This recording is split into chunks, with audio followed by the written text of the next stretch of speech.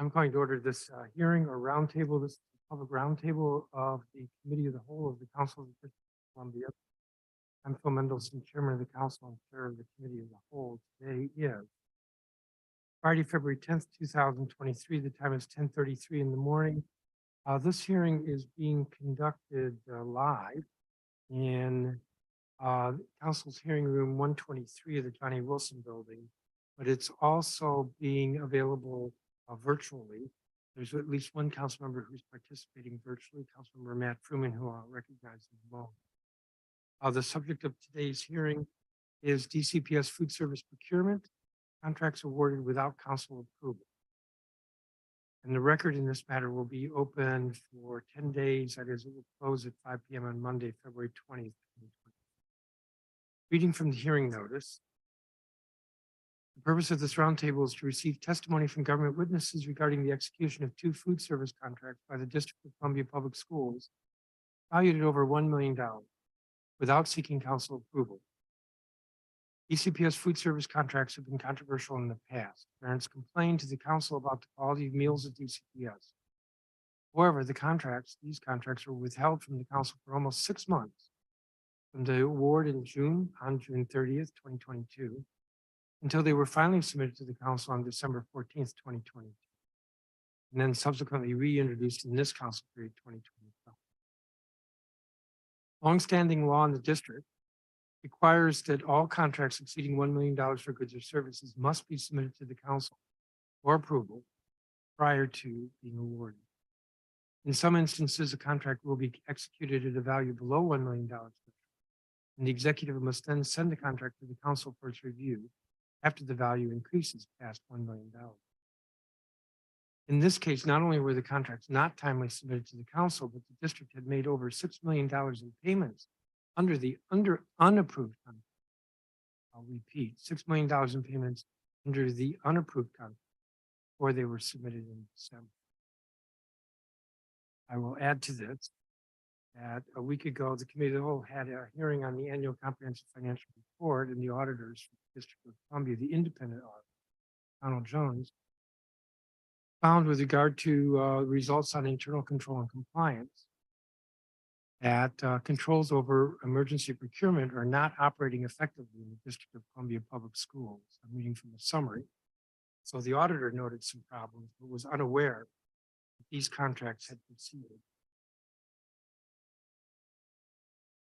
I want to note that since the committee has begun looking into this, we have found issues with other contracts, and so I'll be asking questions about procurement more generally.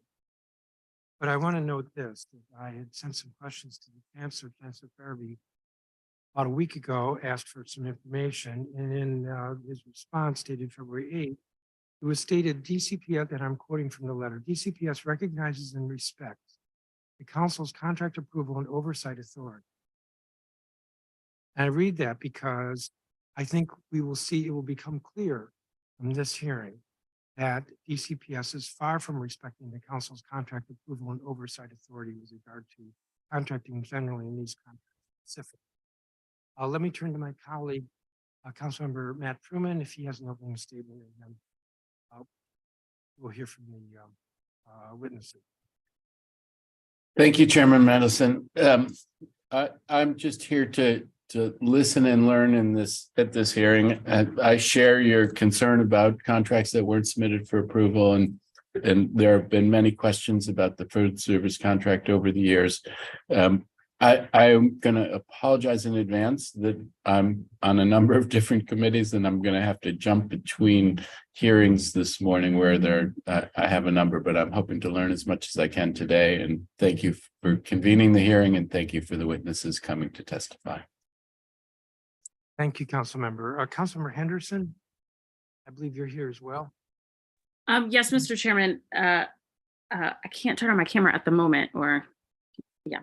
But thank you so much for holding this hearing today. I was interested in the topic, just in terms of I've had an interest in how we are doing our food service contracts in general. And I knew that renewal for these contracts was upcoming. What I didn't realize, though, was the extent to which not just these food service contracts, but a number of other contracts that are over $1 million that should have been submitted to the council were not done so by DCPS. And frankly, very much interested in an explanation in terms of what happened here. As someone who used to work at DCPS and as someone who used to also engage in the procurement process at DCPS, I know that sometimes things can happen, but for the volume of contracts that are being submitted retroactively, I think something else is going on here. And so I appreciate you, Mr. Chairman, holding this hearing today. Unfortunately, like Councilmember Fruman, I had already had a previously scheduled engagement with Howard University Hospital, so I'll be in and out, but very much interested in the conversation today. So thank you. Thank you, Councilmember. Checking to see if there are any other councils who are here. They're not. We have with Council Period 25 a rule that executive witnesses have to be sworn in. So Chancellor, if you would rise and the others with you, if they're going to testify, if you would raise and stand and raise your right hand. Do you swear or affirm under penalty of law that the testimony you're about to give to the Council of the District of Columbia, Committee of the Whole, is the truth, the whole truth, and nothing but the truth? You answered in the affirmative. Thank you. You may be seated. Chancellor, it appears you are the only one with a statement. If you would proceed and turn on your microphone.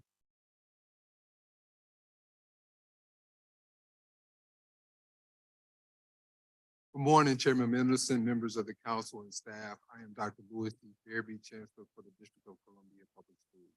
Thank you for the opportunity to speak before you today on the execution of the DCPS food service contract.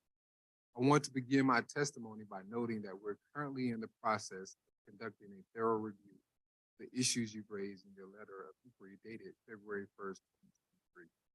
It is important to me to start with acknowledging that even in its initial stages, it is apparent from our review that proper procedures to meet the council's approval requirements were not followed related to these contracts execution.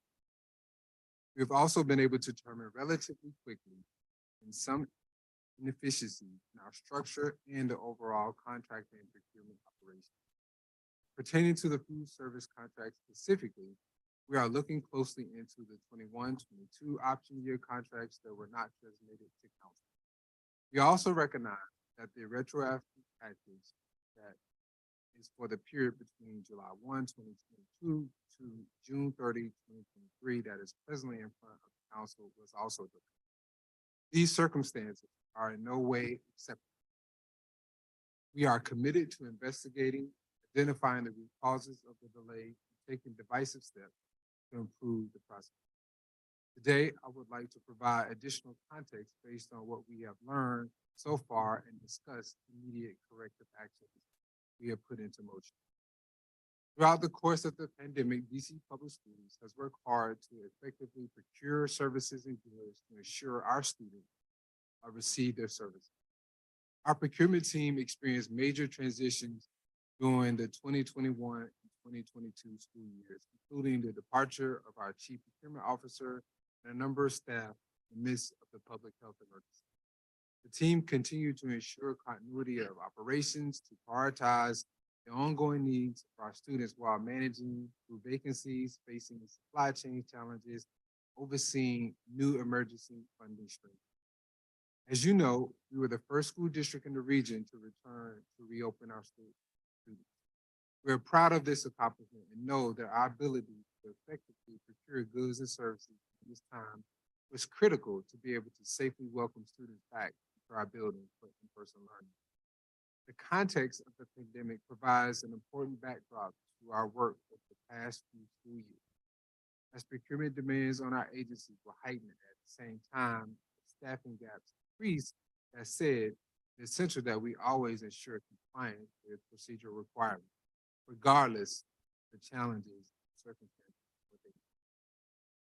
Once we were able to identify and hire for a position of new chief procurement officer, we began to work to stabilize the team, filling vacancies, establishing an improved infrastructure.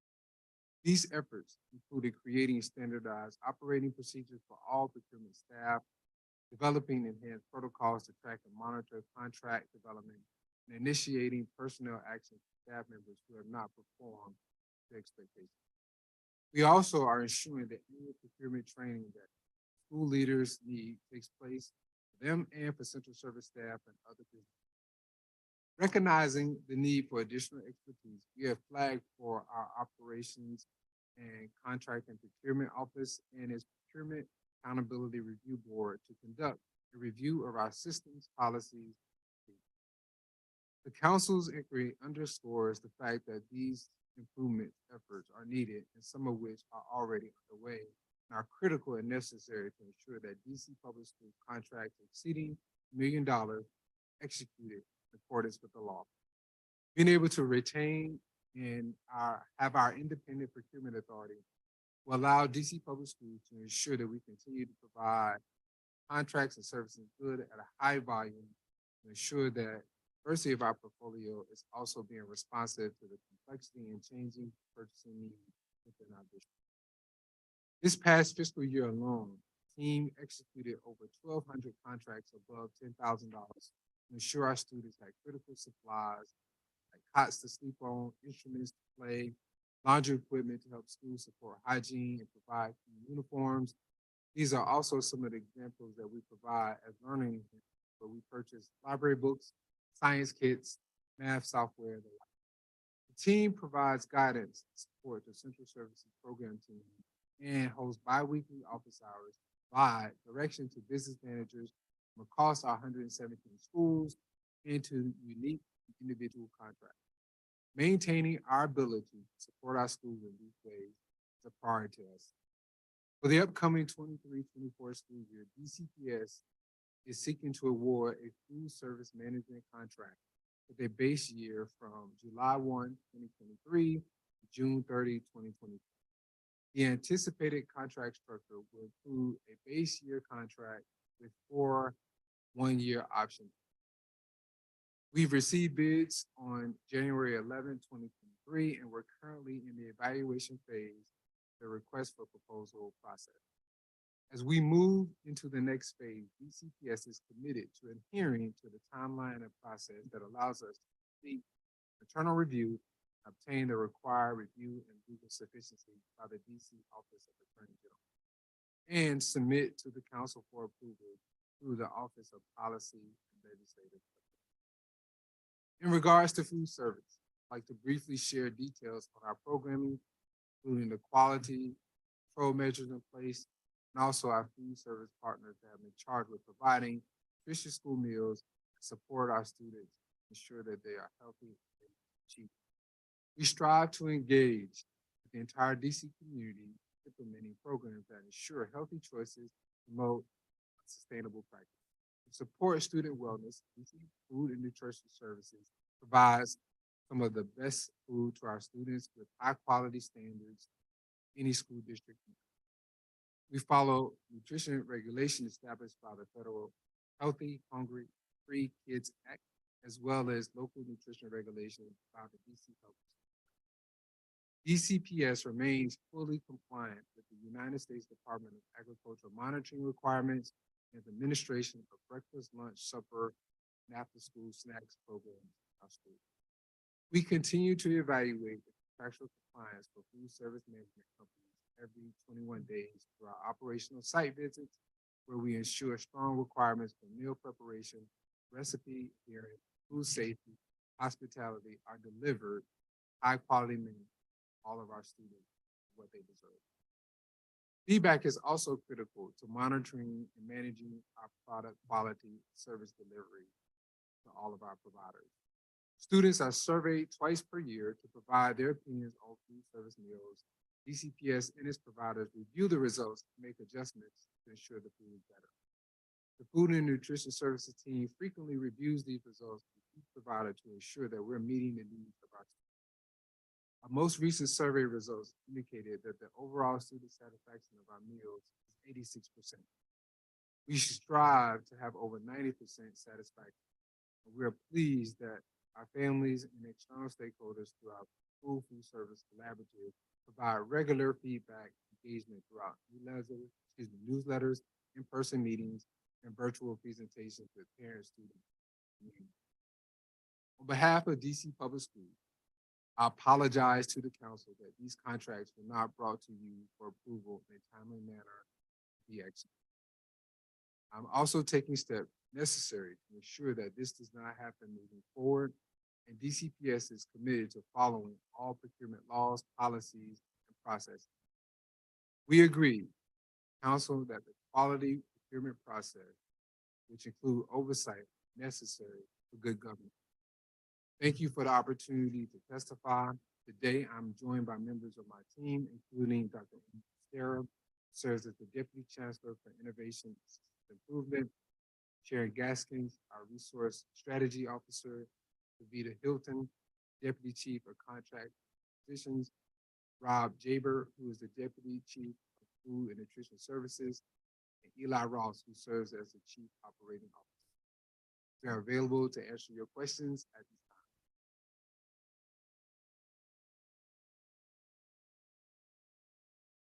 time. Thank you, Chancellor. I note, though, that your Chief Procurement Officer is not here. Davida Hilton serves in that capacity. So she's acting in that capacity. That is correct. I thought you testified that you'd hired a Chief Procurement Officer, That is the role that Davida currently serves. but she's serving in an active capacity. That is a permanent capacity. Okay, I misunderstood. So I have some questions about Sodexo Magic and DC Central Kitchen contracts, and the other contract, which is with Curriculum Associates before the council, and then other recent contracting. The contract with DC Central Kitchen, which will exceed $5 million, was initially entered into as a letter contract for $999,998.65. I'll repeat, $999,998.65. That's exactly $1.35 below the $1 million threshold required for council review. As I said, we know it will exceed $5 million in contract modifications since it was initially entered into. And we know that it was $5 million roughly last year, $5 million roughly the year before, $5 million roughly the year before that, $5 million roughly the year before that. Why is it okay to deliberately circumvent the law's requirement for council approval? So again, we want to ensure that all of our students receive quality meals. DC Central Kitchen has been a part of that service model. We do recognize the importance of ensuring that we're in compliance with the council regulations in terms of approval. We did see that there is a procurement in process. And Dr. Mester can speak greater in detail to DC Central Kitchen, but again, as I shared earlier, we are reviewing all of our processes to ensure that we are efficient with compliance with all of our contracts above $1 million, and also to ensure that there is no strategy to circumvent that requirement.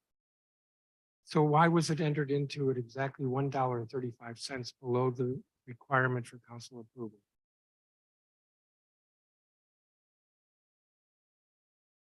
Dr. Maestro? Good morning, Chairman Mendelson. The letter contract amount was actually $5.517 million. What you are looking at, I believe, is the first purchase order, which is the order in the amount of $999,000.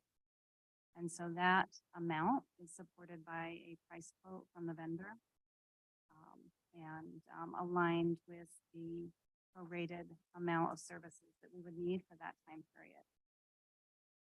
I believe that, again, the letter contract is at $5.517 million. So then the contract summary that was sent to the council with the resolution for approval was false? The contract summary, which I have in front of us, states that a letter contract was entered into effective July 1st and then was subsequently modified to increase the amount of the letter I'm reading, quote, to increase the amount of the letter contract from $999,998.65 to $1,753,398.65. So either what you just said was incorrect, or else what was given to the council was false. Yes, I understand. We will need to look at that. Our records indicate the letter contract amount in total is 5.517 million. You want to check with your staff behind you? Ms. Hilton.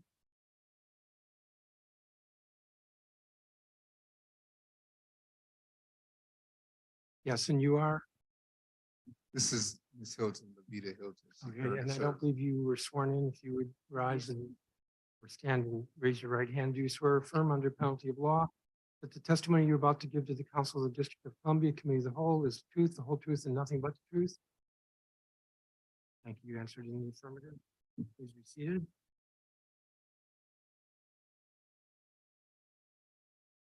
Good morning. And council members.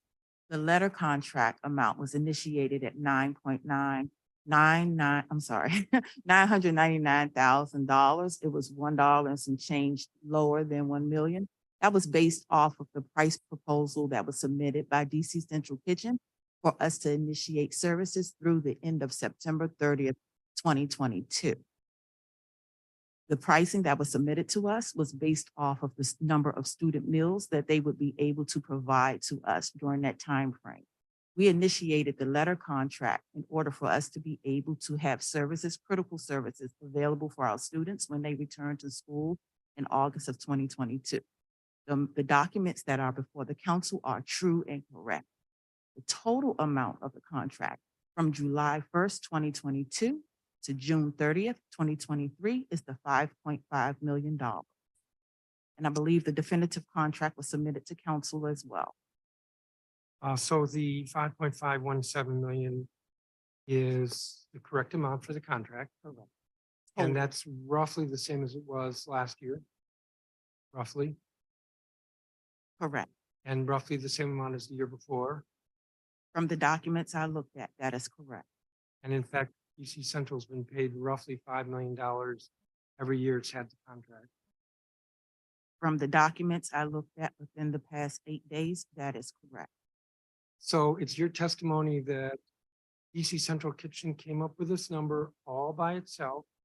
All you said to DC Central Kitchen was, we just want a partial contract for, even though we're going to have a contract for the entire year, because we have to feed kids the entire year, we just want a partial contract for 1 month, because school started in August and you No. said through September 1st. No, sir. And then you, DC Central Kitchen, give us an amount, and this happens to be $1.35 short. Well, I cannot speak to the years prior to the submission of the letter contract that is before you now. For the letter contract and the definitive contract that is before council now, I can speak to that DC Central Kitchen was asked to provide pricing based on the student numbers of meals required, not only to get us through September 30th, but for the entire year. There was no intent from my office to circumvent anything. I can assure you that we asked the vendor to provide pricing for the entire year of the contract and also what we need to support our students returning to schools in August. We did not add anything else. I'm just confounded here, because as a member of the legislature, which is by law entitled and required to review every contract over $1 million, when we see a contract for $999,998.65, again, $1.35 below the requirement to send it to the council, I just have to react that somehow that's interestingly coincidental. And you're saying that that's just pure coincidence. I am not saying, I understand your concern, and I am not saying that. But let me ask you this. You know you need a food service contract for the entire year. So why wouldn't you go through the entire exercise in June maybe submitted late in July. The contract period begins July 1st.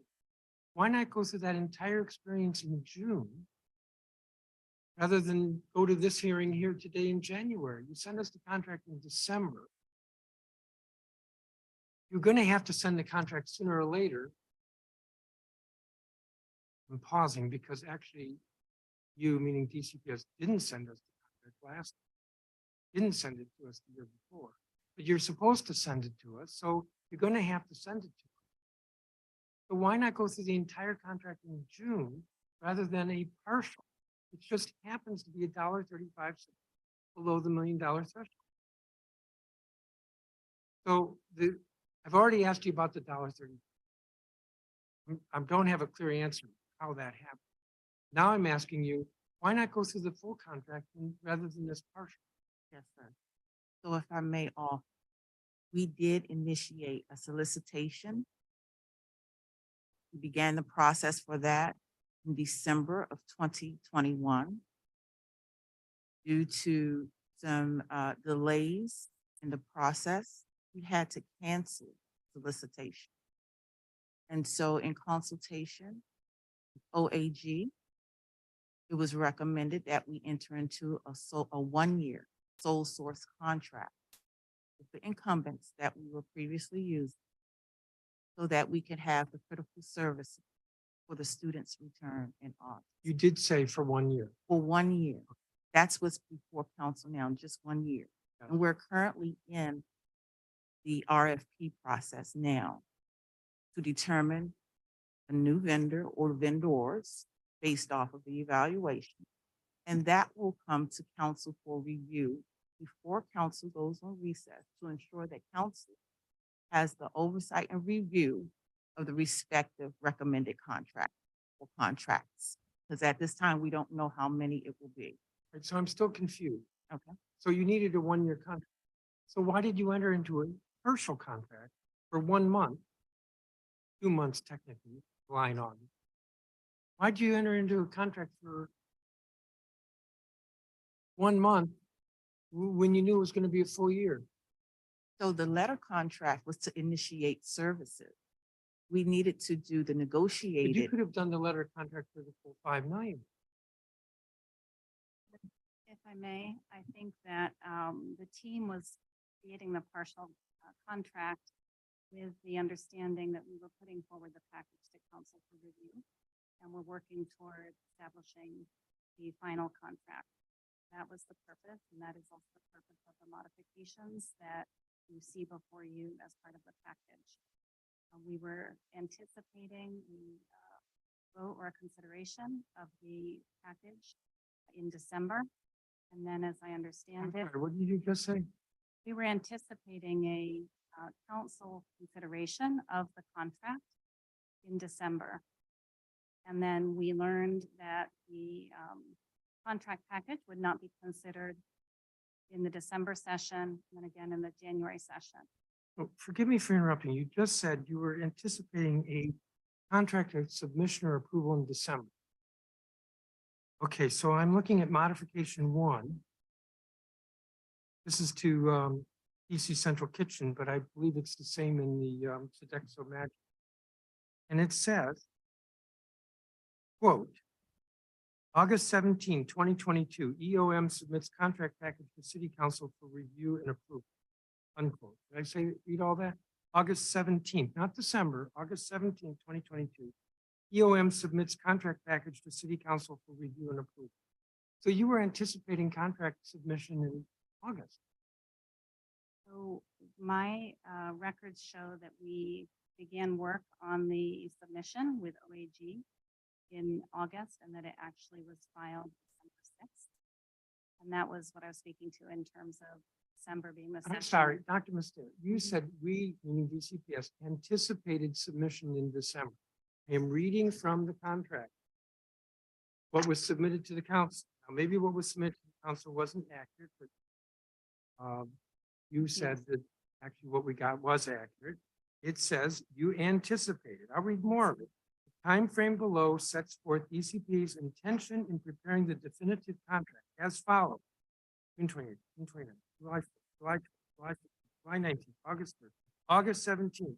EOM submits contract package to city council for review and approval.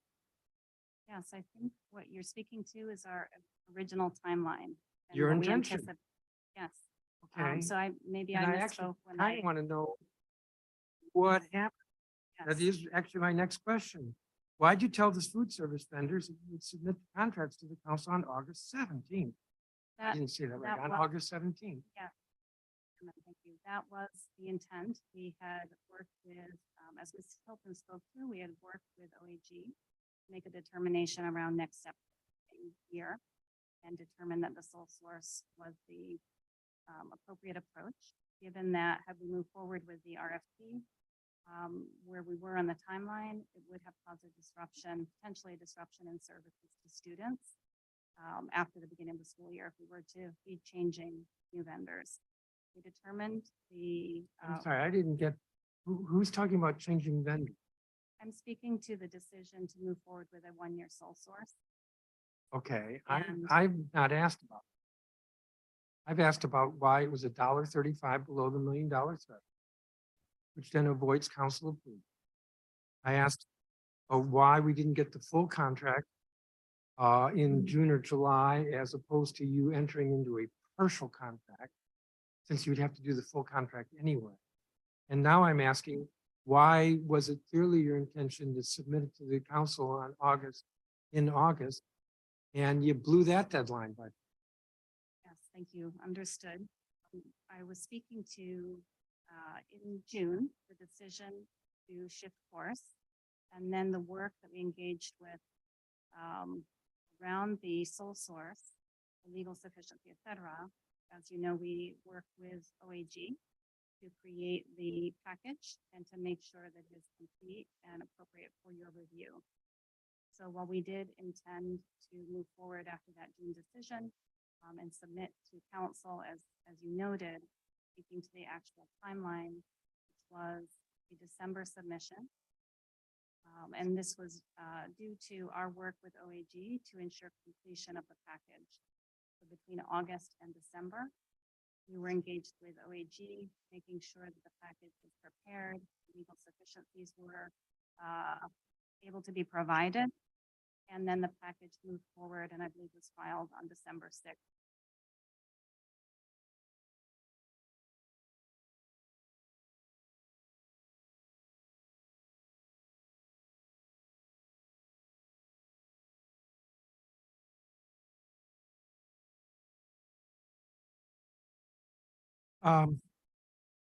Well, interesting, because you're suggesting that OAG was part of the delay, but my recollection is OAG wasn't notified of the contracts until November. I was not in any way meaning to indicate that OAG was part of the delay. I think as we've noted, there were delays and missteps on our team. And so for OAG to provide legal sufficiency, we need to make sure they have what they need. And that clearly was not completed timely. Unacceptable. This is a minor issue, but the contract summaries for these two food service contracts were captioned, if I remember correctly, as letter contract. But that's the contract summary. But for curriculum associates, it was correctly identified the contract summary as a retroactive contract. Curriculum associates was given to us 3 months late. Food service contracts were given to us 6 months. Why weren't the food service contract summaries listed as retroactive? And there are material differences in terms of the questions that are answered. So for instance, the question, why was the contract submitted late, doesn't exist, doesn't show up in the letter contract summary that you gave us. So why? I'm not sure who's answering that. I think I'm looking at Ms. Hilton. It may not be you. Okay, can you repeat the question, please? Yes, when we get the resolution for approval, it comes with a contract summary. Contract summary, the requirements of that are set forth in the law. All right, the contract summary that we got for the food service is captioned letter contract. That might sound fine. The contract summary we got for curriculum associates was captioned retroactive contracts. The food service contracts, if anything, were more retroactive than the curriculum assessment. But we didn't get a retroactive contract summary. There are material differences in the questions that are answered. One of which is why it was submitted late. Why did we not get the correct contract summary from DCPS? Well, Chairman, if I may, for the letter contracts that were submitted, we initiated that process with OAG in June of 2022. The intent was to get the contracts to council in August. However, due to some delays within our office, the package was not submitted to OAG until August 17th, 2022. Was not submitted to who? OAG until August of 2022. And with that, there were some discussions and requests for additional documentation.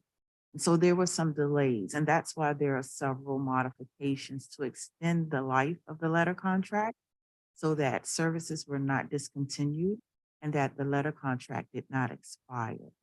Now, in regards to your question as to why curriculum associates was submitted 3 months earlier, I'm sorry, when did Okay. you say it was submitted to OAG?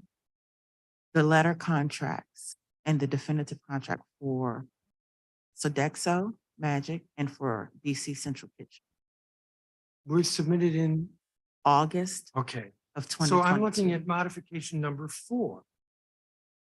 And it says December 1st, 2022, DCPS submit revised updated contract package to OAG for legal sufficiency review and approval.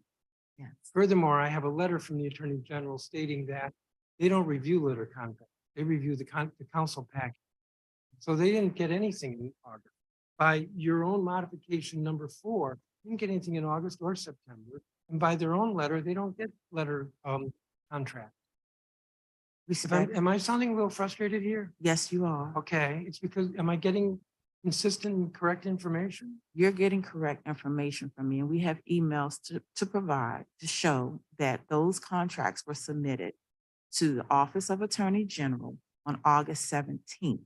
I even have a timeline that I requested from OAG in regards to when the packages were submitted. And I Well, then received, why does the modification say? I had it in front of me a moment ago. Why does the modification say December 1st? there were several modifications executed to keep the letter contract alive so that we could have it before council for review. So if I may explain, we entered into a letter contract. We've said this before to initiate the services so that we could have services for the students. We also had to have a negotiated definitive contract to support that letter contract because letter contracts aren't supposed to go this length of time. And so the definitive contract was to cover the entire year of the 1-year sole source. And Chairman, if I may here, as I stated in my testimony, in our initial phases of review, we have identified some inefficiencies in our procedures to quickly and effectively produce the documentation for council approval as required. We are in those initial phases of our review. I think some of what you're highlighting today is still under review and question. And so I think it's important for us to continue throughout that review process and follow up what we've learned from that. We're also, as I stated in my testimony, collaborating with OCP in the review, and the Procurement Accountability Review Board will also review these matters as well. So let me just read from a February 8th letter from Attorney General Brian Schwab to me. It says, OAG only reviews the legal sufficiency of contract packages that the agencies prepare for submission to the council for its approval. And by your own documentation, it was given to them December. So I'm having a problem with that, but I have this question. Why was the target to get the contracts to the council in August and shifted September, October, November, December?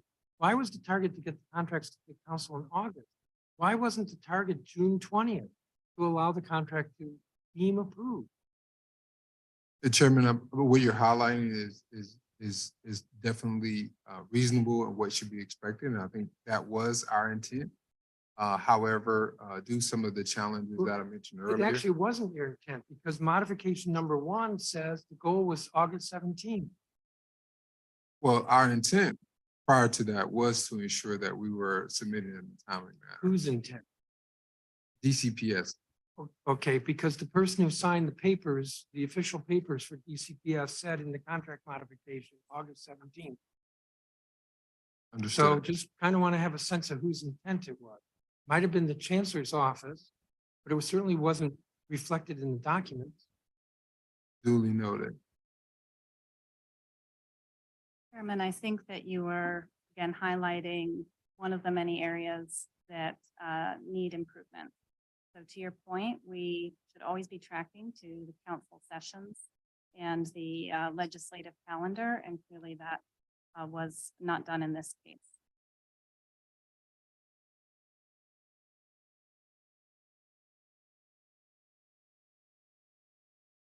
Chancellor, in your February 8th letter to me regarding these contracts, you suggest that the USDA waiver to support continuity of operations during the pandemic was relied upon to continue the food service contract.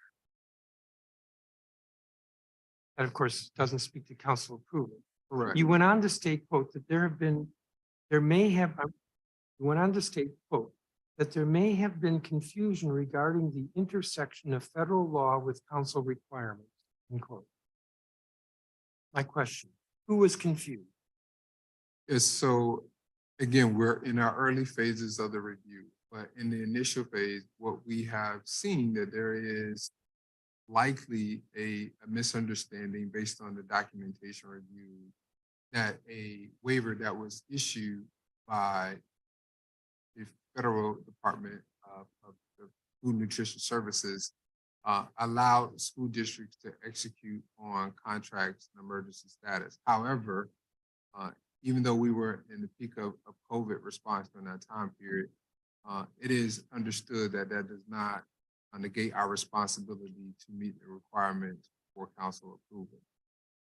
And so that is the misunderstanding that we think was in place, that the person who was applying that principle at that time was thinking that that particular waiver would allow us to enter into those contracts in emergency status. Well, that doesn't tell me who was confused, and I would assume that at DCPS with these contracts, which together are about $40 million, that there's more than one person who's working on the contract. There'd be the chief contracting officer, there might be the contracting specialist, there would be somebody from your general counsel's office, at a minimum 3 people, maybe your chief operating officer or somebody under the chief operating officer. It's 4 people. There are probably at least a half dozen people who are involved. I want to know who was confused. And I want to know how there was this confusion when it's not hard to understand. I mean, you were kind enough to give me the USDA waiver. It doesn't say waiver from local law. It simply says USDA will permit you to continue with the same contract. That's not, hey, everything else is waived. I mean, there's nothing in it that suggests that. When DCPS managed to get us the food service contract in 2016, 2017, 2018, 2019. So suddenly somebody becomes confused. Who? Yes, so again, I want to be really clear that we don't believe, nor do I believe that what is provided in the USDA waiver gives us the right to, not respond to the requirements for council submission. I want to be clear about that. What I was sharing is I believe that that was the misunderstanding which the individuals in the office executed on, and you are correct. We do have procurement team that executes on contracts with goods and services, and the staff during that time period are no longer with DCPS, but we will still Are you saying continue. that they've all left DCPS? So staff in the office left DCPS, are no longer with DCPS, and we are currently, again, reviewing all aspects of that matter. Again, I wanted to share what we had discovered in our initial review So of the process. I would be shocked and appalled if your contracting process did not include your general counsel's office. is your general counsel's office involved with contracting? I cannot speak at this point who is involved as relates to our general counsel office. In this Do you have particular- somebody here from do you have your general counsel or somebody here from your general counsel's office? We do have staff from general counsel office present. Could that person speak?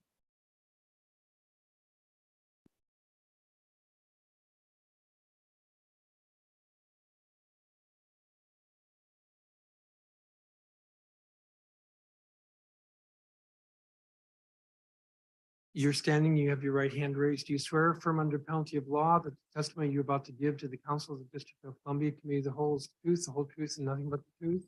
And you answered in the affirmative. My question is pretty simple. Does the general counsel's office look at contracts that are negotiated by your contracting office? In the past, at times, the general counsel's office has looked at some procurement contracts, but it is not the standard process to review all procurement contracts within DCPS's general counsel's office, because those contracts are also reviewed by the Office of the Attorney General for legal sufficiency. Okay, well, let me turn to the chancellor. I read to you from the letter that I have from Brian Schwab, the Attorney General. The only contracts that he reviews are the contract packages that come to the council. Oh, and I just heard testimony that your general counsel's office doesn't look at all contracts. And you have a lot of contracts, if I remember correctly. I think you said in your testimony that you have over 1,200 contracts. Now, most of those would be below the $1 million threshold. So the Attorney General's not looking at them, and your general counsel's office is not looking at them. So how do you know that there's legal sufficiency to those contracts? I think you're raising. Thank you. So Chairman, I think you're raising great points. As I said earlier, all of this and relates to our process is under review. What I heard is that there are some contracts that are reviewed, but perhaps not all contracts. And we will continue to evaluate every step of our process to ensure that we are able to deliver on contracts for approval to council in the appropriate process. So DCPS has millions of dollars. Your controller source group 40 has $90 million this year for contract. And then there are additional contracts that show up in other lines, control CSG lines of your budget. Tens of millions of dollars in contracts. And you do not have your general counsel reviewing all those contracts for legal sufficiency. Again, we are reviewing every aspect of the review process, Chairman. So somebody was confused, we don't know who, confused in spite of a practice that has been in place for decades and that DCPS has complied with for many years prior to the last several. And your general counsel, I guess, was not confused because your general counsel wasn't even included in the process. Okay, so the contract summaries that came over, this might be for Ms. Hilton. Thank you.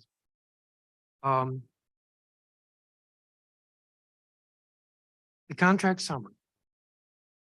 Each of the contracts, because this is a question that the council asked. Where the contract and any amendments or modifications, if executed, are available. Where the original solicitation and any amendments or modification is available. And in each case, the answer is with a link, website http://dcps.dc.gov. Am I correct?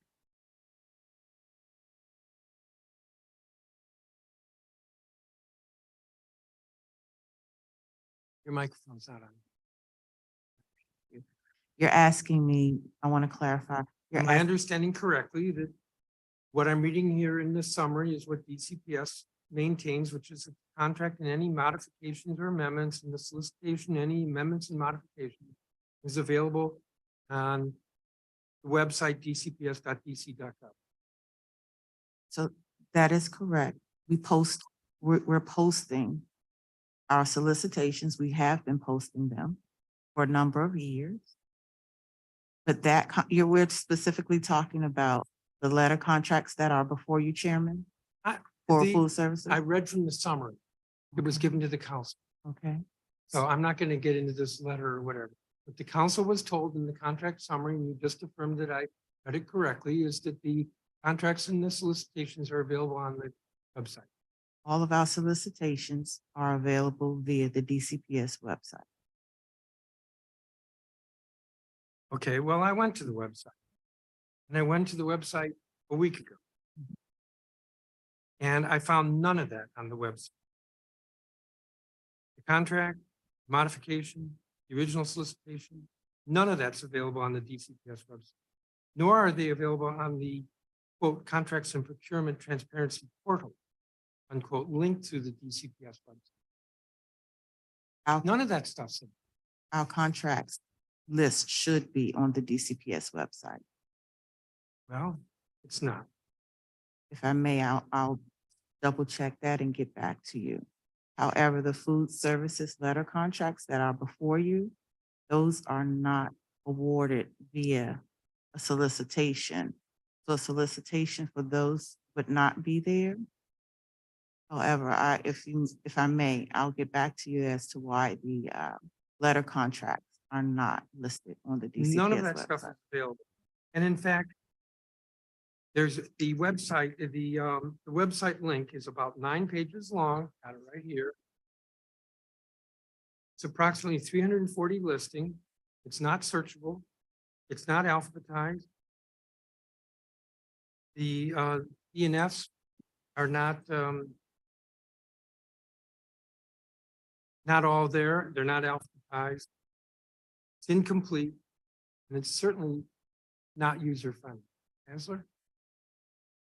Yeah, I'm making a note, Chairman. Those, Why does it take a council oversight hearing for you guys to figure this out? For years, you've been telling the council, because of these contracts on when you sent, that this information is available to the public. And it's inaccessible. It's either not there, or it's not searchable, or it's not in alphabetical order, it's not in chronological order. Answer? Yeah, we will review that, Chairman. I am not aware that that information was not there as presented in the summary.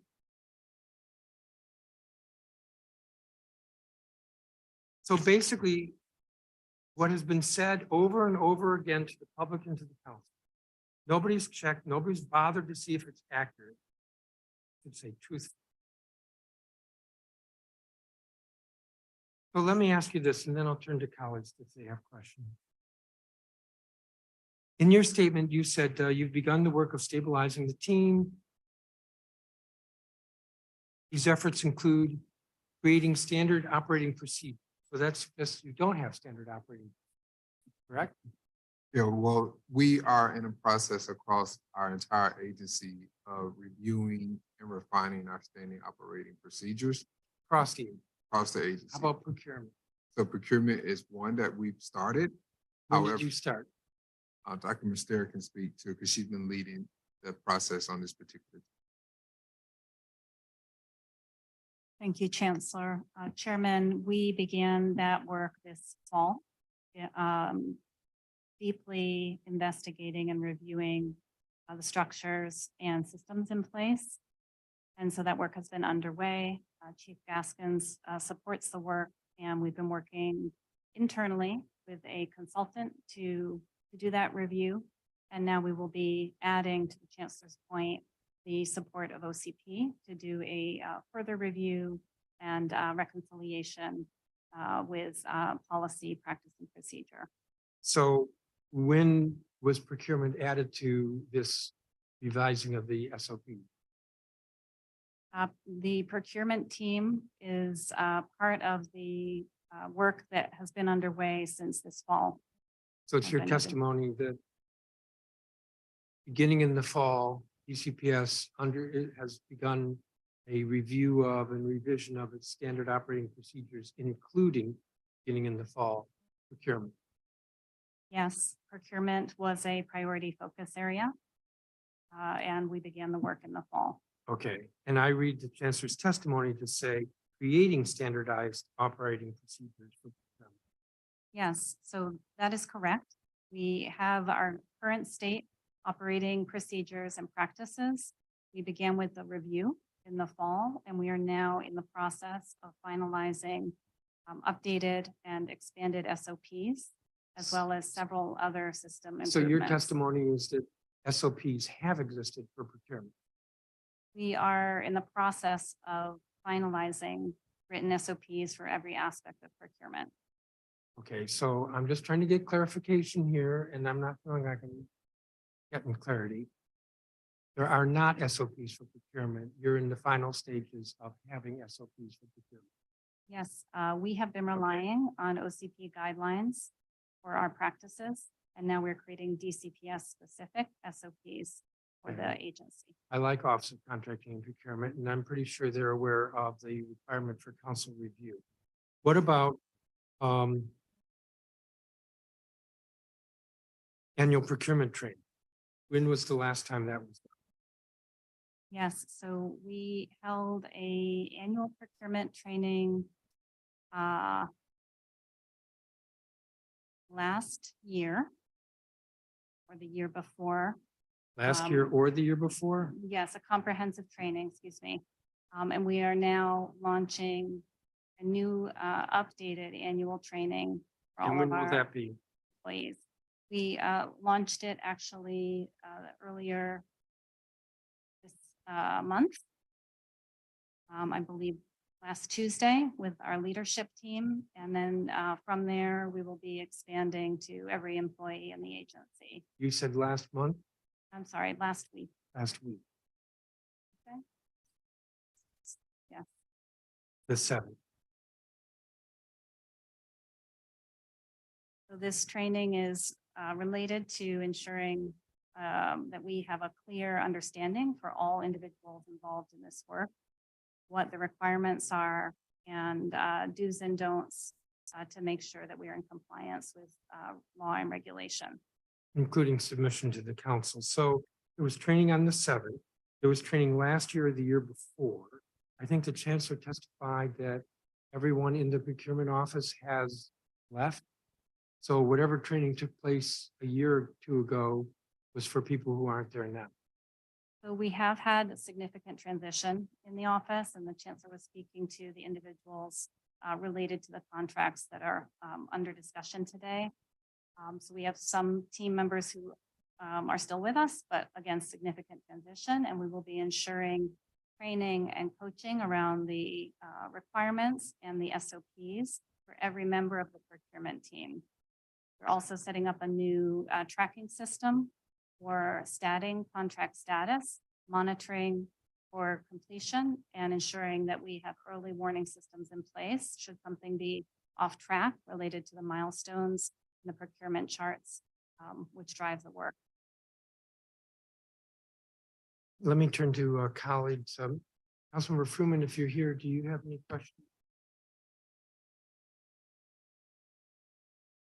Councilmember Parker, you're here. Do you have any? Councilmember Parker? I am here, Mr. Chairman. Thank you.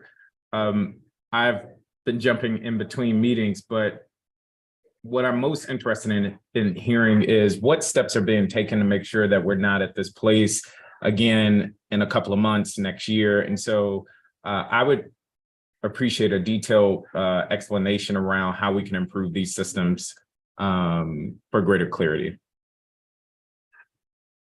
Yeah, thank you, Councilmember Parker. So we are already in conversations with OCP, Office of Contracts and Procurement, to ensure that all of our protocols in DC Public Schools are aligned to their standards. And as I mentioned earlier, we're also conducting a review with the Procurement Accountability Review Board, which will also review all of the steps in our process and also review the issues that have been raised as relates to our food service contract.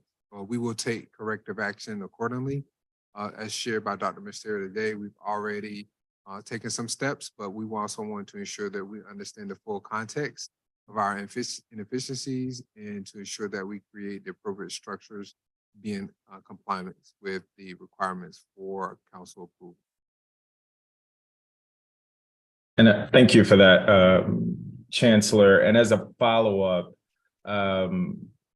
I would request and I would expect that you are going to share the findings of those steps with the council. Is that correct? So we have not entered into the process where we've discussed in great detail what we should expect as a result of the Procurement Accountability Review Board. That review board includes the mayor and also the city administrator and members of OCP. So we will be relying on them in their process, but we have not received great detail of what will be produced as a result of that review. We do know it will inform our corrective actions and also any adjustments or modifications to our process. Let me reword that. I would request that you share whatever comes out of those discussions and deliberations with the council. And can you remind me, what is the expected date for those reviews to be completed? So your request has been noted, and we are currently collecting documents and information for that review. It is scheduled to officially begin on February 24th. We do have a number of documents that we need to collect, and then also there's a time period to review those documents as well. Okay. And so I'm sure the chairman will follow up, but I will also follow up as necessary. And I just want to take a step back, and a lot of the question, I just want to make sure we're clear. Is it fair to say that you and DCPS agree that what is for us is unacceptable, that this is not how we should be conducting the procurement process? Yes, so Councilman Parker, I don't know if you had a chance to hear my testimony, but that was in my testimony that I'm very clear that what's before the council today and as what we've discussed on the issues raised is unacceptable.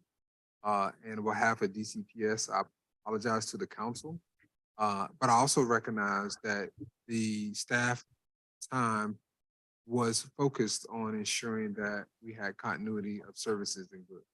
That doesn't negate our responsibility towards the requirement, but we're also proud that we were able to deliver on key services in a time period where we knew our students and families needed us the most. We will ensure that we have the appropriate corrective actions in place to ensure that these issues are not happening again and are long-standing.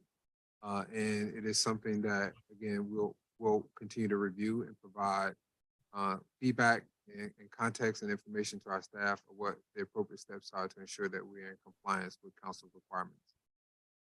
I appreciate that. I do appreciate that decisions need to be made often in a moment's notice. And I think with improved communication, some of these pain points that we're experiencing between DCPS and the council can be addressed. But just to quickly recap, and I want to end just one question around how we as the council can support the steps that you all are taking. As you and the appropriate parties are conducting your review, you will follow up at a certain date with that information to detail what steps, systems will be put into place so we're not here again. And then I would just end on how can we or individual council members support so that we don't end up in this place. Yeah, so I think the council has taken appropriate steps in terms of their oversight responsibilities. What I would submit to the council is additional consideration as we think about the bill before council to remove DCPS's independent authority to execute on these contracts. While I understand the concerns raised today are very troubling, they're very troubling to me as well, and as I've shared, unacceptable. But I do not want to lose our ability to be very nimble and agile and respond to critical needs. There were moments where we needed to ensure that schools had snacks, that there were curriculum materials for our summer programming, and the list goes very on. So that there's many contracts that we need to execute on fairly quickly and that are unique to DC Public Schools. So my hope is that the council will reconsider that move because we believe that ultimately that could compromise the resources, the goods and services that schools need to provide services to students and families. Noted. Thank you for that. And that is it for me, Mr. Chairman, at this time. Thank you, Council. Thank you, Councilmember. Chancellor, DCPS has a large contracting budget. Controller Source Group 40, it's one of several CSGs in your budget, has roughly $90 million a year. Except for last year, FY22, when the budget in Controller Source Group 40, which is contracts, was $241 million. Yet in 4 years, DCPS has submitted a total of 8 contracts to the council. 4 of them were retroactive, 4 of them were prospective, and therefore went through a 10-day review.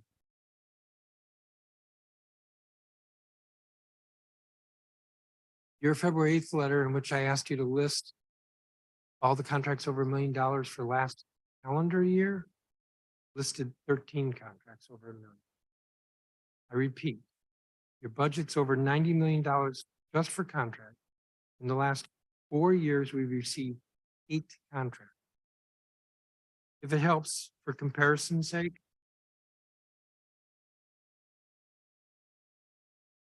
in 2019, council received from all government agencies 391 contracts. Those were all prospective. None of those were retroactive. So we received some additional retroactive. My point being 391 plus. We received 0 from DCPS. In 2020, the council received 413 contracts. We received 0 from DC. In 2021, we received 360 contracts, and in 2022, we received 422 contracts. For the 4 years, we received 1,586 contracts.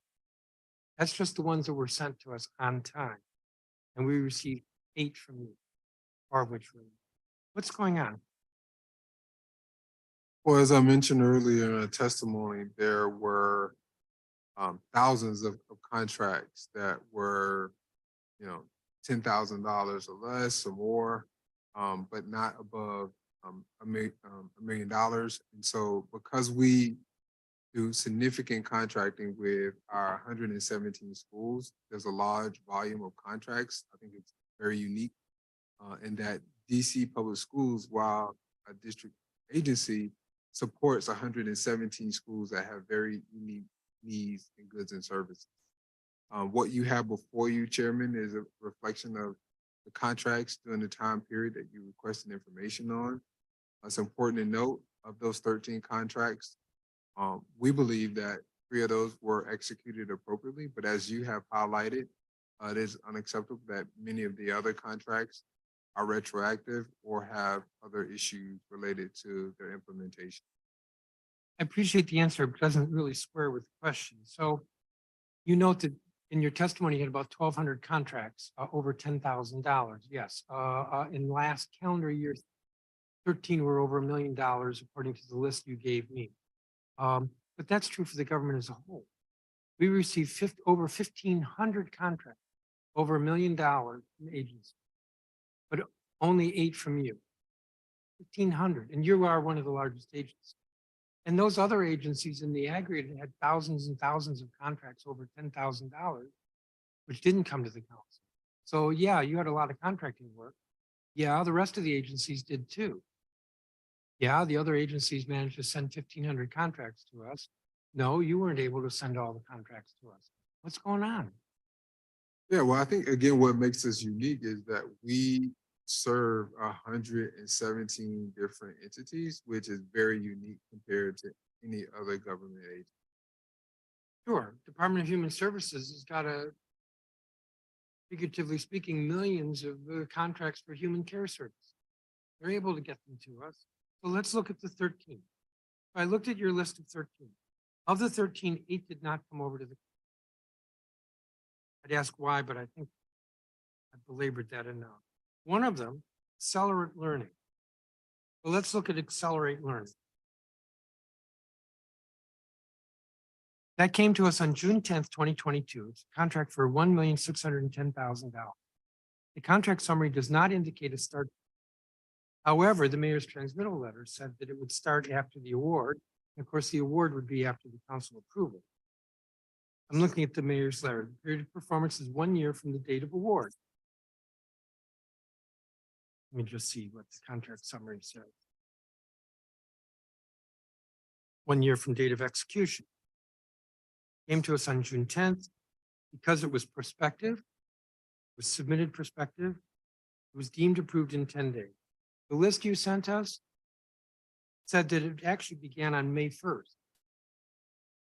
Not after June 10th, May 1st. When it came to us, it had already been awarded and executed, according to the table you gave us in your February. That's false. What was given to us was false. Answer? You want to speak to that, Dr. Mr. Ms. Gaskins? They compiled the list of the contract before you, Chairman. Yes, thank you, Chairman. We will need to review those dates. It sounds like the table included potentially an error. These were, this information was pulled by our contracting team. So we will need to review that, and I apologize for the discrepancy. When do we get accurate information? DCPS has a budget of $1.2 million. Any $1.2 billion. If anybody's supposed to be accurate with the English language, it should be DC public school system. I'm looking at the table right here, and it says May 1st. Yes, I see that, and I agree with you. This information was pulled quickly, and I apologize if there is an error. We need to review it and certainly need to correct the record.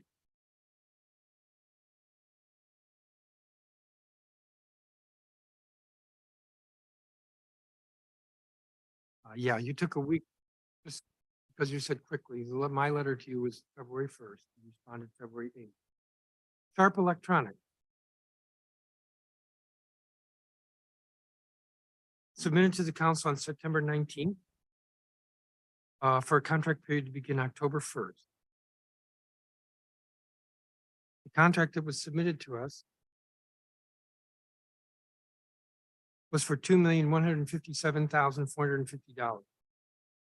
Council was given a contract to approve in the amount of $2,157,450.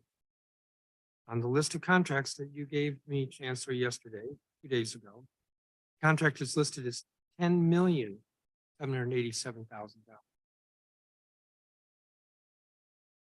Why is it a $10 million contract, but what the council was given to approve was a $2 million? Yes, I see that as well. Again, we will need to review that. And I apologize if there's a discrepancy. We will follow up with you.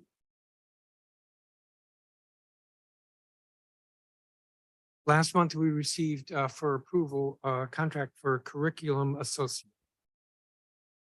Contract in the amount of $1,182,999. Committed to us 3 months late. Partial execution, initial partial option executed at $996,253. And then it was modified to tip over $1 million. Which is what I believe the contract was, the last contract with Curriculum Associates, over $1 million, but again, avoiding council review at the beginning. At any rate, I would ask if you would agree that Curriculum Associates is a contract of yours, but you did send it over, so it's sort of like asking the obvious. Not on the list. Why is it not on the list? So, Chairman, it is not on the list because the original contract amount is not at 1 million. It is with you for consideration, and you're right regarding the amounts and the request for consideration before you now, the amount of 1.2 million approximately. Well, Dr. Mastera, that is completely at odds. Your answer that the initial contract was under $1 million is completely at odds with the fact that DC Central Kitchen is on this. And that original contract was under $1 million, $35 under $1 million. So which is it? this list is only contracts where the initial contract was over $1 million? Because that would be why curriculum's not in here, or it's all contracts over $1 million, which is what I asked. So I believe it's a question of the definitions and business rules applied. The understanding we had regarding the DC Central Kitchen letter contract was that it was above 1 million, 5.5. I know we spoke this morning further about what came to you and in what amount, but based on the parameters of the letter, we attempted to provide the full universe, and your letter requested the list of contracts valued at over 1 million and their execution date between January 1st, 2022 So and then why January is Curriculum 31st. Associates here? Because it's valued over $1 million. Again, I think the team that was constructing this determined that because the current value is not at 1 million, it would not be included. But we are happy to speak to the contract and any questions you have today. We know that it is before you.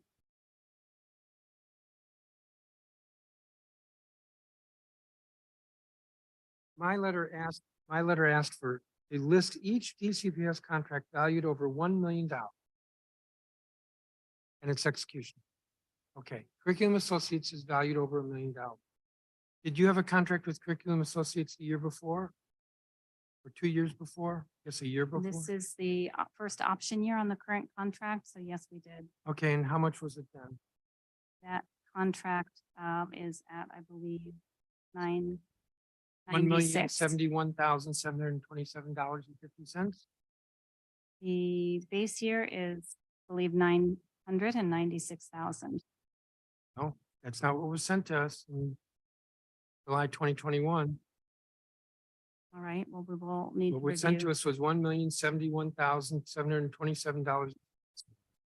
So I asked for a list of each DCPS contract valued over $1 million. I don't think that's ambiguous. I think that's a perfectly clear question. Yes, So it's clear to me from your answer that the list I got is not a list of all the contracts valued over $1 million. Chancellor? Again, as Dr. Mustera shared, the team quickly compiled this list at your request, Chairman. I think what you're highlighting, there may be some misunderstandings or some errors that we'll ensure that we correct and follow up accordingly. So I'll get a revised list from you. That is That will correct, list Chairman. every contract. I only asked for the calendar year, not the fiscal year, not going back more than January 1st, 2022. Every contract over $1 million. That is correct. And there's no confusion what I mean. no, there is not. So let me see.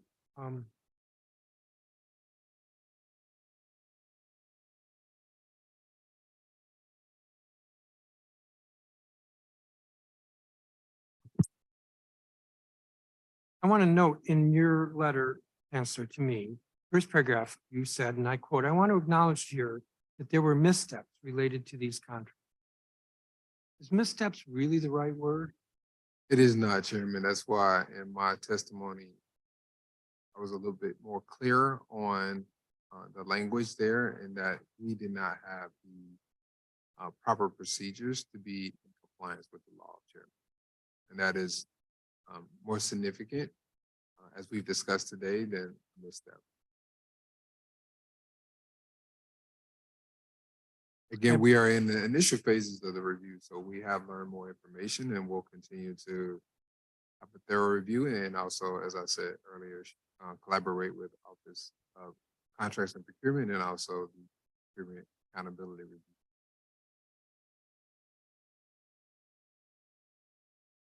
So then this leads to my next question is, what disciplinary actions are being taken?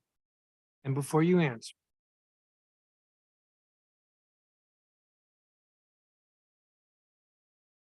there is a federal anti-deficiency law and there is a DC anti-deficiency. The DC anti-deficiency law is codified at 47-355. It states, among other things, district agency head, deputy agency fiscal officer, agency budget director, agency controller, manager, or other employee may not, 1, 2, 3, approve a disbursement without appropriate authorization. That authorization for contracts over $1 million includes council approval, requires council.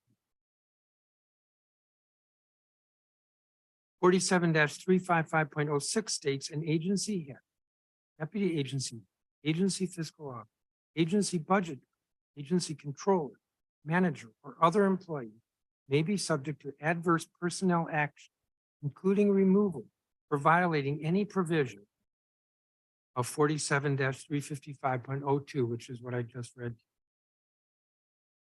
So I ask, what disciplinary action can you take? Chairman, we are still in a review process. I can't speak today in great detail about any discipline, but we are aware of the language that you just stated. Well, you did say that a significant number of individuals who were in procurement are no longer in procurement. That is correct. Are they still in DCPS? No, sir. All of them are out of DCPS. The individuals I referenced are no longer employed by DCPS, Are they still in the government? not to my knowledge.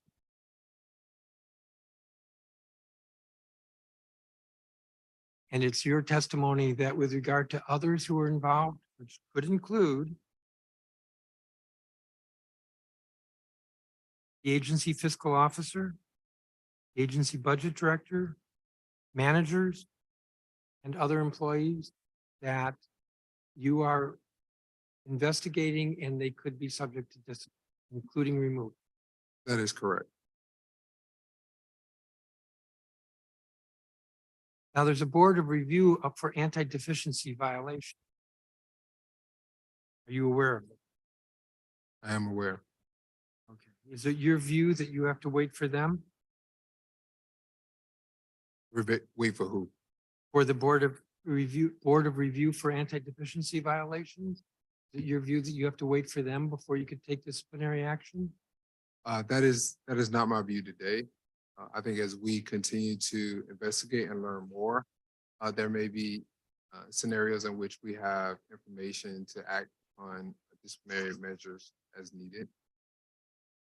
Well, that is correct, because DC Code 47-355.07 states a finding by the review board that a violation of what I've already read to you, 47-355.02, a finding by the review board that a violation has occurred shall not be a prerequisite for adverse personnel action.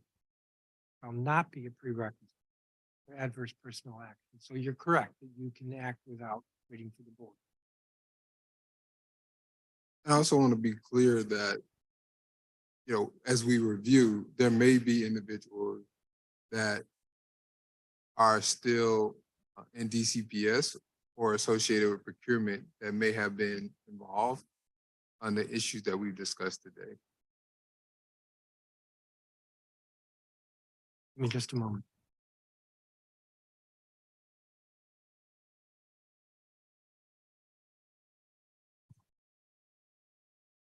I will note that there are various documents that require approvals in order for payments to be made. The only information we've been able to obtain is that with regard to the food service contracts, as of December 10th, over $6 million have been paid in the two contracts. $6 million have been paid without contracts or based on contracts that on December 10th had not yet been submitted to the council. I want to be clear about that. It's not that they were submitted to the council and you're waiting, it's that they hadn't even been submitted to the council. And between September 27th and December 10th, over $6 million. So various people, I assume the agency fiscal officer, whoever does the invoices or the POs, purchase orders, whoever, all those folks would come, in my view, under the language and agency head, deputy agency head, agency fiscal officer, agency budget director, agency controller, manager, or other employee may be subject to adverse personnel action, including removal for violating, among other things, approve a disbursement without appropriate authorization. Why am I emphasizing this? Well, let's see, the two food contracts are about $40 million. It's $40 million this year, $40 million last year, that's $40 million the year before, that's $120 million. The 13 contracts that you gave me, which we now realize is not a complete list, totals $113 million. That's one calendar year, $113 million. But we're not talking about just curriculum associates at 1.182 thousand. Talking about $200 million between the 3 years.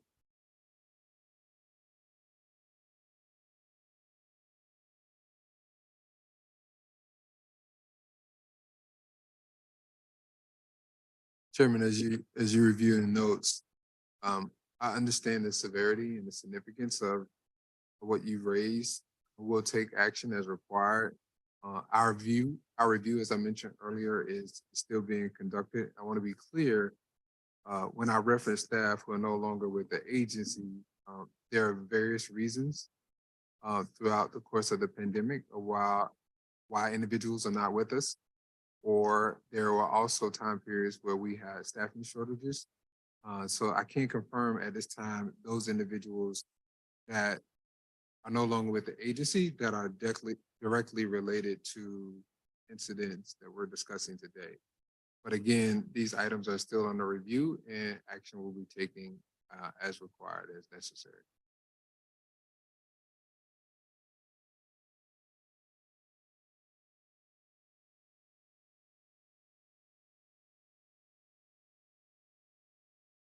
Give me just a second.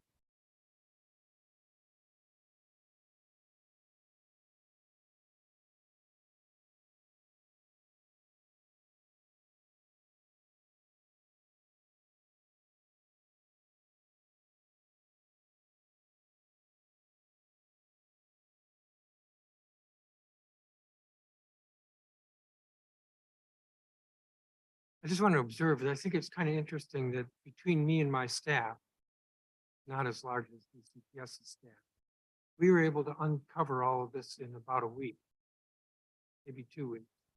And your agency is just now uncovering and realizing, in fact, I'm pointing out things to you, which means further you need to look at. It is quite concerning with regard to process. And I say process, but I'm not sure I really mean process. But we just had our hearing. Committee of the Whole just had its hearing on behalf of the council on the annual comprehensive financial report, the ACT. And the ACFR is all about financial control. It's about ensuring that the financial statements of the district government are accurate. But it's also about ensuring that there is no fraud or risk of. Not a forensic audit, doesn't look at every expenditure. It sort of spot checks the different agencies. I noted at the beginning, it did find concern, it's in the management letter with regard to DCPS. But the auditors were completely unaware that there have been a couple $100 million in contract spent by DCPS without the appropriate approval.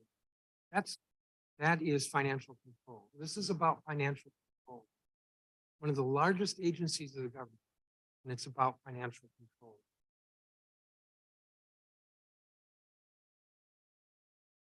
The contract summary that we received for curriculum associate was a retroactive contract summary. You'll recall half an hour ago, I asked why the contract summary for the other contracts wasn't the same. For curriculum associates, it was a retroactive approval contract summary. And the question was asked, why did it come to us? And the answer was the option period was set to begin during council summer recess. The agency did not have sufficient time to prepare the council package and receive timely passive approval from the council of the District of Columbia before its recess on July 20, 2022. should not swear. What kind of BS is it? I mean, really?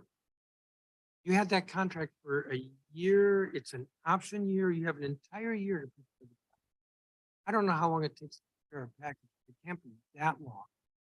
You got us the contract package at some point. Why couldn't you just have done that in June before the option year was exercised? And if you were going to blow past the July 1st deadline, why couldn't you get it to us in July? Why did it not come to us until December? I don't think that's answered by, quote, the option period was set to begin during council recess. The agency did not have sufficient time to prepare the council package and receive timely passive approval from the council of the District of Columbia. Unquote. And by the way, wouldn't it have been easier to do passive approval than have to go through this hearing? So who writes an explanation like that and why? And can you defend that? Well, Chairman, I think what you highlight about controls is very valid. And as I stated in my testimony, there's already clear indication of inefficiencies in our process that results in some of the delays, challenges that you're referencing today. But I'll let Dr. Mester speak greater detail about the Curriculum Associates contract.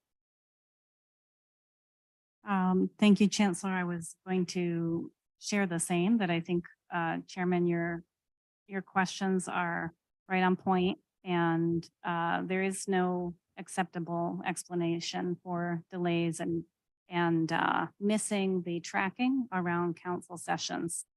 So as I said earlier, that is one of the many areas where there has been a lack of internal controls.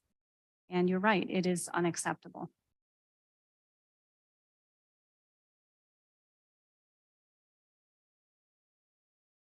I hope this explains why I said at the outset of the hearing that I have a hard time with the statement in your letter, Chancellor. DCPS recognizes and respects the council's contract approval and oversight authority. You don't have to respond to that. I'm making a statement. I have a hard time accepting that the DCPS, based on all of these contracts not submitted to us, hundreds of millions of dollars that should have come to us for approval, but did not and were paid inappropriately.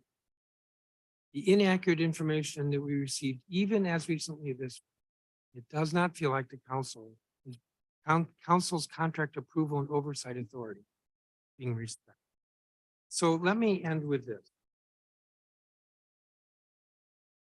In your testimony and in your letter of February 8th, you make reference that you're in the process of rebidding the food service. And I want to understand what that means. And I want to illustrate it a little bit. So yesterday, went off to a middle school to pick up some Sodexo Magic lunch. As I understand it, kids had 3 choices.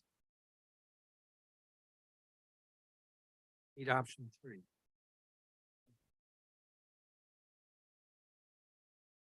The kids had 3 choices. They could have salad, or they could have chicken with, I believe it's sweet potatoes, or they could have a veggie, looks like kind of meatballs with sweet potatoes. So this has been refrigerated. The salad as of yesterday, the lettuce is nicely turning brown. That's something I would want to eat. I don't know if you can see how it's turning brown. But that was option 1, and my understanding is kids could get that, but not the chicken or the meatball. Here's option 2. I have it in saran wrap. I hope you can see it. Now, let's just say I'm a middle schooler. Let's say you're a middle schooler. And I offer you chicken and vegetables for lunch. You want 1 drumstick? And we really I had to ask like 4 or 5 people on my staff. We're not even positive these are sweet potatoes. Does it look kind of like not what we should be serving kids? Or let's take the veggie. I had to actually sort of pull back one of my staff people who stuck her nose in this to try to figure out what those meatballs are. And again, it's like the sweet potatoes down here. This is what we're feeding our kids. And I get complaint from parent after parent, what we're feeding our kids. It's hardly enough food. It looks completely unappetizing. Some of this looks unedible. And this is what we're feeding our kids. I could ask you if you think it's acceptable, but you're welcome to take these with you. So what are we doing with the new contract?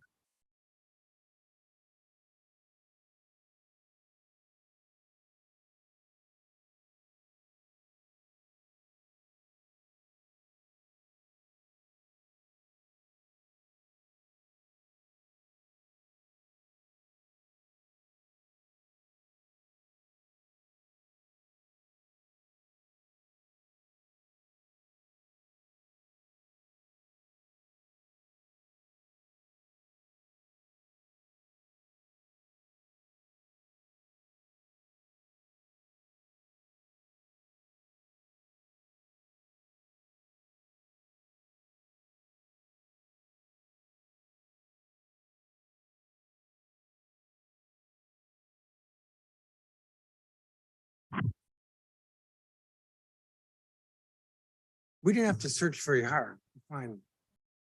I mean, it's just inadequate. One chicken drumstick is a lunch for a 14 or 15-year-old.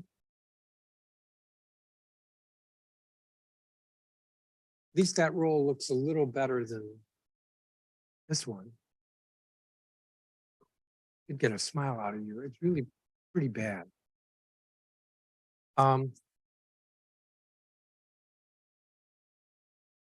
So do you have a deadline for submitting the contracts to the council?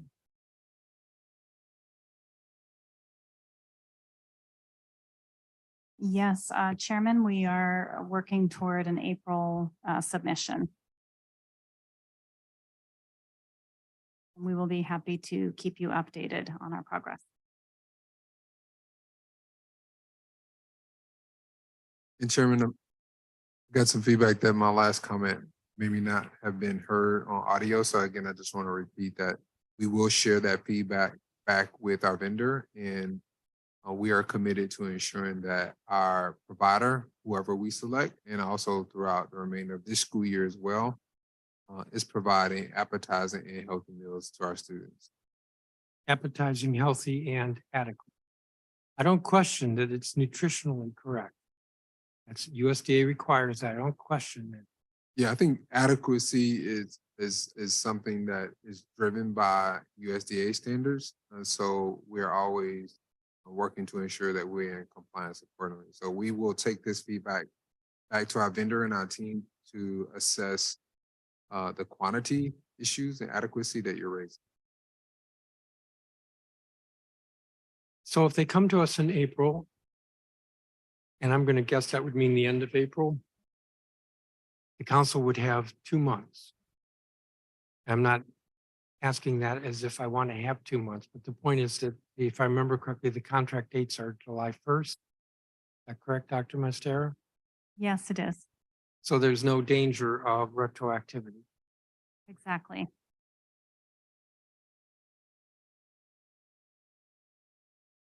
I don't have any other questions. You will get me a revised list of the contracts in 2022. That is correct. And I believe Councilmember Parker asked for some information as well. Let me just see, are there any other council members who are present?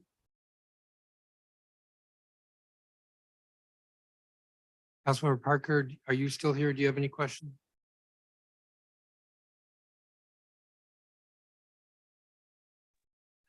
I am still here, but I have no other questions. And just to recap, asking for detailed information about the systems that are going to be put in place after the review that is set to start later this month, according to the Chancellor's testimony. Council, so you've got that, Chancellor? Yes, that request has been noted. Okay, Councilmember, you look like you might be in the building. If you want, I got an extra lunch here for you. I might take you up on that offer. Okay, I wouldn't, but okay, thank you. That's going to conclude this hearing. The time is 12:13 in the afternoon. The record is open for 10 days and this hearing or roundtable is adjourned.